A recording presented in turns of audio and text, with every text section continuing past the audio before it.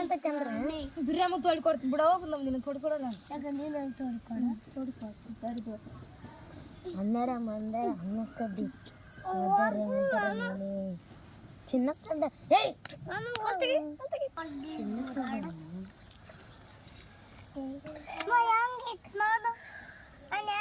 ತೋಡ್ಕೊಡ್ತೀನಿ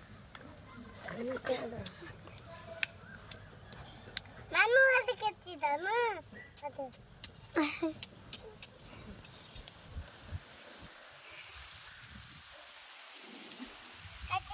ಅಯ್ಯೋ ಹೋಗ್ಬೇಡ